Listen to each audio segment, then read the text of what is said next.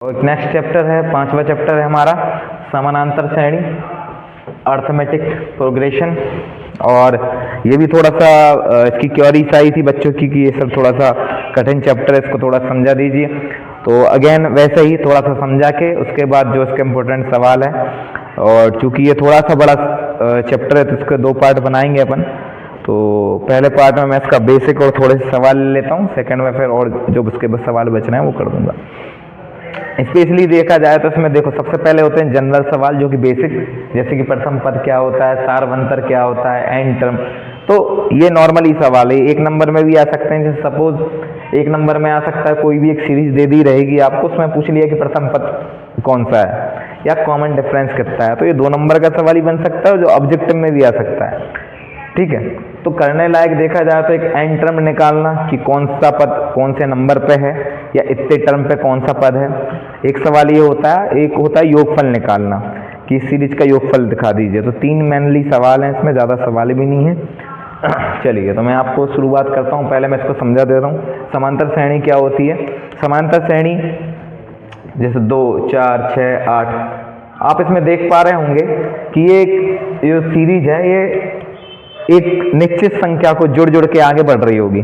तो कोई भी ऐसी श्रेणी जो कि एक निश्चित संख्या को जुड़ के या घट के भी हो सकता है कि आगे बढ़ रही है, इस सीरीज को हम समानांतर श्रेणी कहते हैं।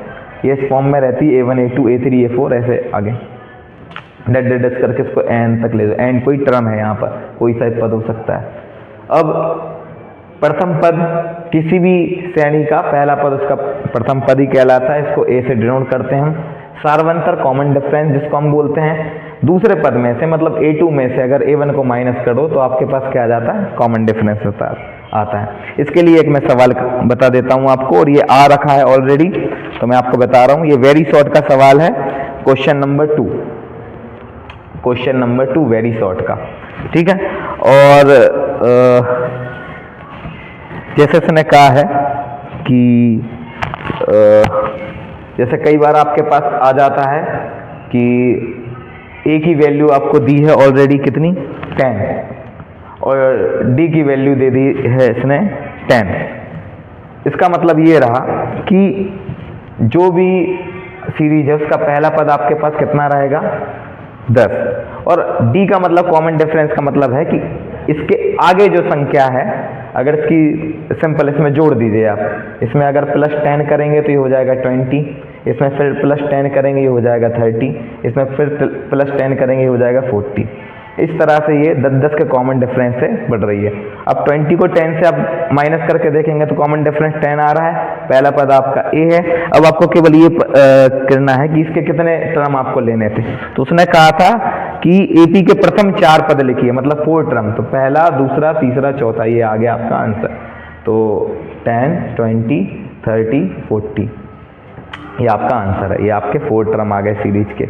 ठीक है, अब अगला सवाल जिसको मैं समझाना चाह रहा था वो बता दे रहा हूं आपको, जो मैं इधर समझा रहा था वो, कि क्वेश्चन नंबर 3 है और इसका एक सवाल 2022 में आया है कि -5, -1, 3 एंड 7, इसमें हमको निकालना है व्हाट इज द ए मतलब प्रथम टर्म क्या है, और डी मतलब कॉमन डिफरेंस क्या है, ये हमको निकालना है। कुछ नहीं, ए तो देखते ही से आपको पता चल गया होगा कि ए की वैल्यू कितनी है? -5। किसी भी सीरीज का पहला पद ही ए की वैल्यू होता है। हमको डी निकालना है। डी की वैल्यू मैंने जैसे आपको बताया था A2, मतलब सेकंड पद में से पहले वाले पद को घटा दीजिए। तो -1 माइनस से प्लस, तो 5 +- -5 में से बन जाएंगे 4, तो डी की वैल्यू आ गई 4। तो ये आपका आंसर है। ये 2 नंबर में भी आ सकता है, हो सकता है आपको केवल इसमें डी पूछ लिया जाता तो ये 1 नंबर में भी होता, ऑब्जेक्टिव में भी हो सकता था। तो ये आपका पहले तरीके का सवाल खत्म हो गया जहां आपको प्रथम पद और सार्वंतर निकालना था। चलिए, अब दूसरे तरीके के सवाल पे आते हैं। जैसे एक सवाल और मेरे को दिख रहा है, मैं चाह रहा हूँ ये इसको कर दूं कि इसमें हमको बताना है कि कौन कौन सी सीरीज एपी में है। सवाल है ये क्वेश्चन नंबर 4 वेरी शॉर्ट का, क्वेश्चन नंबर 4 है, और ये क्वेश्चन नंबर 4 का सवाल है 7। तो इसमें लिखा हुआ है कि आपको चेक करना है कि ये जो सीरीज है ये AP है क्या नहीं, और इसमें डी भी निकालना है इसका कि डी कितना है, और ये 2023 में आ रखा है। चलिए, तो सिंपल सी बात है, अर्थमेटिक प्रोग्रेशन है समांतर श्रेणी की पहचान क्या है कि कोई भी एक निश्चित संख्या से वो बढ़ रही हो या घट रही हो, सीधी बात है। ठीक है, मैं चेक करूंगा, देखिए सिंपल सी बात है, इसको नंबर दे दीजिए A1, ये A2, ये A3, A4। ठीक है, हम देखना चाहते हैं कि इनके बीच में डिफरेंस बराबर है क्या नहीं। अगर ये कॉमन डिफरेंस बराबर है, मतलब एक निश्चित संख्या से बढ़ रही है घट रही होती है, कॉमन डिफरेंस सब में बराबर होता है, तो एक AP है। चलिए, तो मैं देखूंगा, पहले मैं A2 को A1 से घटा के देखूंगा, तो -4 -0 कितना आया, -4। चलिए, उसके बाद A3 को A2 से माइनस करके देखूंगा, -8 -4, तो ये हो जाएगा -8 -+4, ये हो जाएगा -4। ठीक है, फिर उसके बाद A3 में से आपको A4 में से A3 घटा के देखिए, तो माइनस का ये 12 होगा मेरे हिसाब से, मैंने गलत लिख दिया, ये 12 है, तो -12। ठीक है, -8, तो -12 -+8 +- होता है, 12 में से 8 जाएंगे तो -4। तो देखिए -4 -4 कॉमन डिफरेंस सब में कैसा निकल रहा है, बराबर। इसका मतलब निश्चित तौर से ये क्या है, AP, ये तो कंफर्म है। और D की वैल्यू आपको पता है, D की वैल्यू A2 -4। ये हो गया आपके दोनों आंसर, और ये आया है 2023 में, तो इसकी प्रोबेबिलिटी है कुछ कि ये आगे भी आएगा। तो आप इसका एक आध सवाल और करके देख लीजिए, तो ये आपका 100% श्योर हो जाएगा नंबर। चलिए आगे बढ़ते हैं। अब आगे आपको जो सवाल है वो टर्म निकालने के लिए है कि जैसे मान लीजिए 20 का 20वां पद ज्ञात करिए, इसका 10वां पद ज्ञात करिए, ये वाले सवाल कर रहे हैं। और ये भी बहुत ईजी सवाल है, इसका एक सूत्र होता है, हमको उसको रटना पड़ेगा, और वो सूत्र सही मैच द कॉलम में भी आ सकता है, वो ट्रू एंड फॉल्स में भी आ सकता है, वो ऑब्जेक्टिव में भी आ सकता है। चलिए, तो कोई भी टर्म निकालने का formula an = a + n-1 × d। ठीक है, d आपको पता है कॉमन डिफरेंस होता है, a आपको पता है पहला पद होता है, n मतलब जो टर्म आपसे पूछी है, और उस टर्म की वैल्यू यहाँ पर निकलेगी सामने। चलिए, तो जैसे एक सवाल मैं आपसे ले लेता हूँ, ये क्वेश्चन नंबर वेरी शॉर्ट का क्वेश्चन नंबर 6 है, वेरी शॉर्ट का क्वेश्चन नंबर 6, और ये इस पे सन नहीं डला, लेकिन ठीक है, हम सीख रहे हैं तो हम इसको ले रहे हैं कि 3 8 13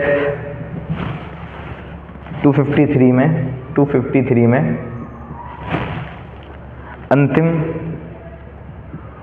अंतिम पद से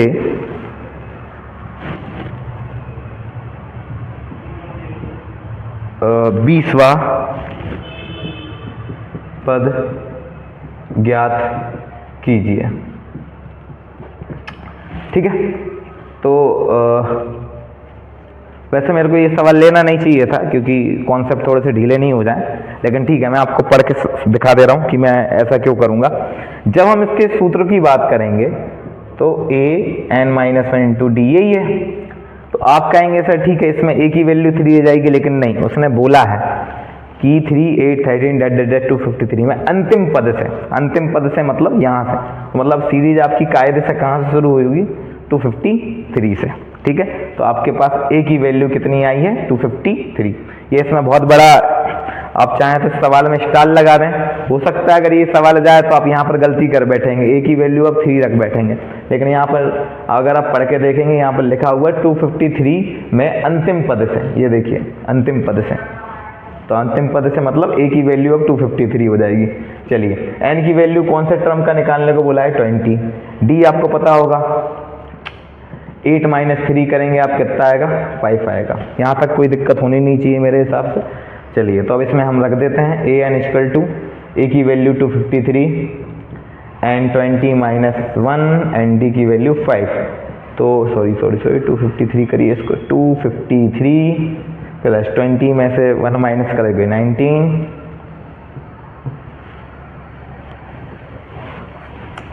ठीक है, और चूँकि एक बार क्लियर कर लेते हैं, कोई दिक्कत तो नहीं।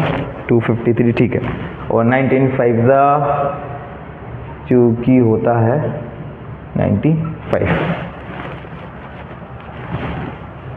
लेकिन एक कोई गलती तो नहीं है, 8 में से 3 गए, ठीक है। हाँ, थोड़ी सी एक गलती हो जाएगी, क्योंकि इसको जब अपन ने उल्टा किया है, जाहिर सी बात है, तो आपने 253 के बाद आपने 5 माइनस किया, तो ये 248 ऐसे डेड डेस करके फिर आपके पास आखिरी में 13 फिर 8 फिर 3 ऐसा बनना चाहिए। तो कुल मिला के जब आप 248 को माइनस 253 करेंगे तो आपके पास जो 5 आएगा ना, वो काय का आएगा, माइनस का। मतलब यहाँ पर थोड़ा सा चेंजेस है। 248 माइनस 253 करोगे तो माइनस का 5 आएगा, माइनस का 5 यहाँ, माइनस का 5 यहाँ, और ये प्लस माइनस माइनस का 95 हो जाएगा। ठीक है। और मैं पहले ही कहा था आपसे कि ये सवाल लेना नहीं चाहिए था थोड़ा सा, क्योंकि क्या है, ज़्यादातर सवाल आपके यहीं शुरू होते हैं, आप एक ही वैल्यू इसको मान लेते हो, डी आप यहीं से निकाल लेते हो। लेकिन यहाँ पर सवाल चूंकि मैंने पहले ही कहा था कि अंतिम पद से बोला है, मतलब सीरीज अब ऐसी बन गई होगी कायदे से। ठीक है, चलिए, तो अपने को कुछ नहीं, यहाँ पर आप याद रखिएगा कि ये गलती नहीं करनी है और एक ये गलती नहीं करनी है। चलिए, तो 253 में से आपको 95 माइनस करना है। ठीक है, तो ये हो जाएगा 8, ये हो जाएगा 4 4 5 1 158 योर आंसर। तो आपका 20वां पद कौन सा है? 158। चलिए, यहाँ तक दिक्कत नहीं होगी। और इस पर डबल स्टार इसलिए भी लगा लेना क्योंकि ये थोड़ा सा ऊट पटांग टाइप का सवाल है। चलिए, इसके बाद थोड़ा सा इजी लेता हूँ ताकि आपका कॉन्सेप्ट हिले नहीं। चलिए,